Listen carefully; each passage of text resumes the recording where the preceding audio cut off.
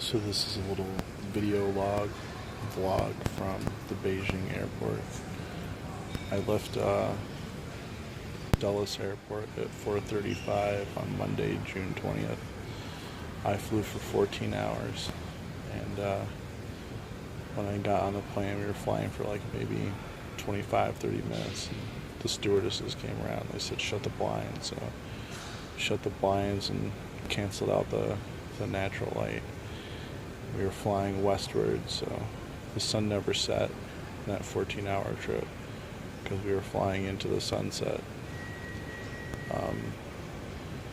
They turned the lighting down in the cabin to kind of simulate nighttime, and they served us a meal. We had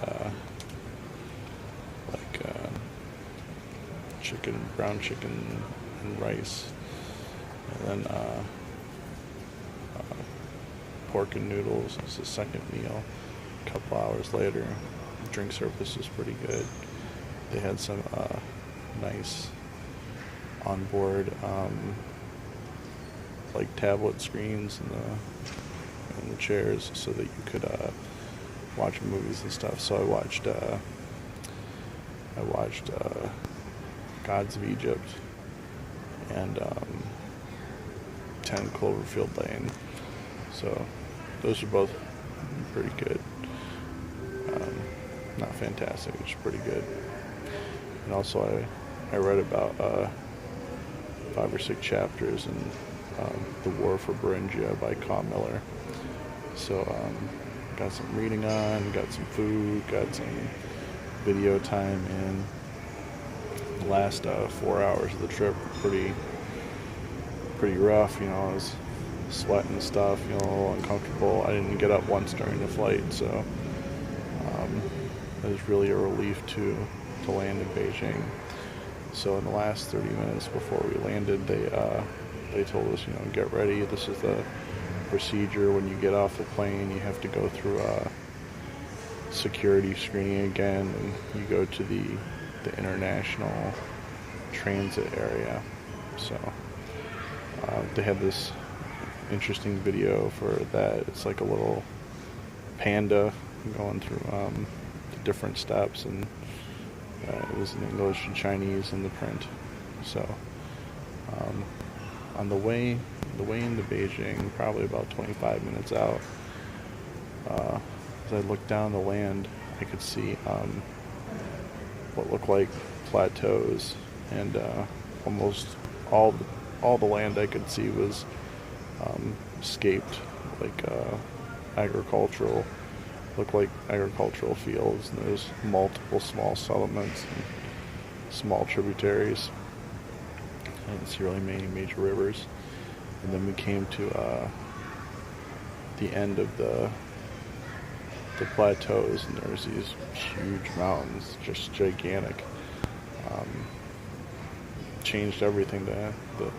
How much light it blocked out was just unbelievable. So looking at China from above was absolutely breathtaking. Another thing I noticed is they had a whole lot of windmills. So I probably, if I had to make an estimate, as we covered like maybe a 40-mile radius, I saw maybe 300. So they have a lot of green energy going on here, which is good news. Now, when I was actually landing in Beijing, there was a lot of cloud cover overhead, but when you got on the ground, you could see the smog. So I was a little concerned about the air quality, but I actually got off the plane into the airport. It seems that the climate control and the air quality inside the terminal is outstanding. So I was pretty happy with that.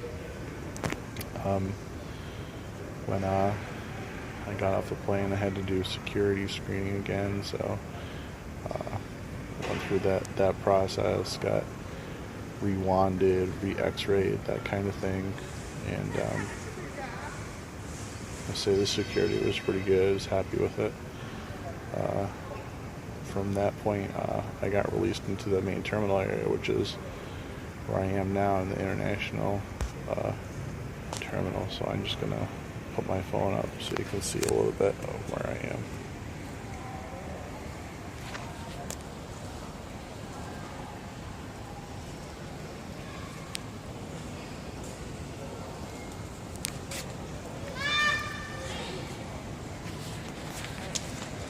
So this place is really huge, and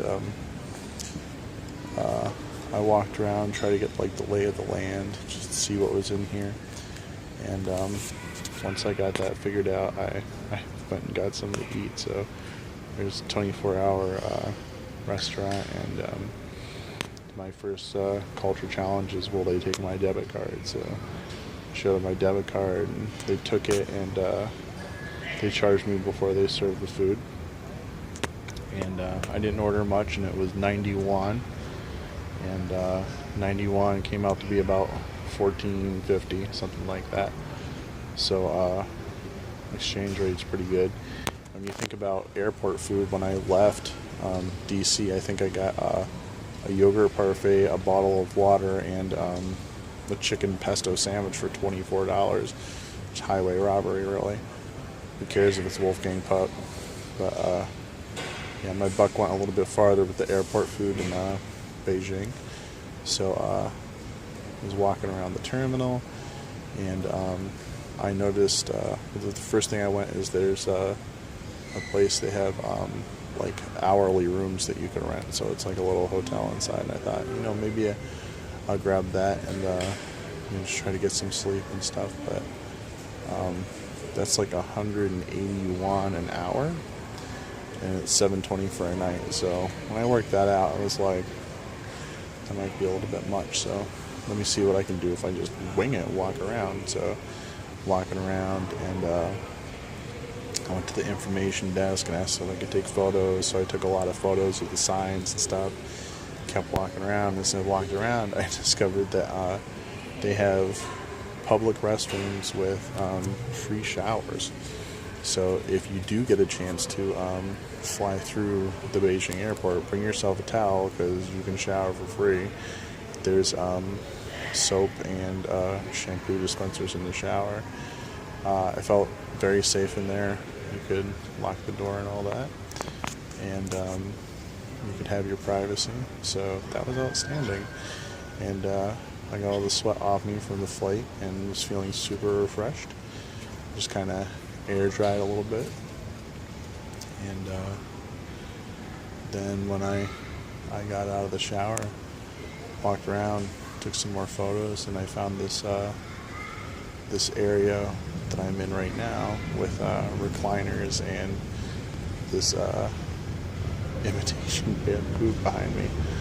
So the only surprise I had over here was that somewhere there was like a gnat or a fly or something that landed on me when I went to lay down. But this place is so big that, of course, there might be a bug or two that crosses it, but I didn't really see what it was. I just saw it land on me and fly away.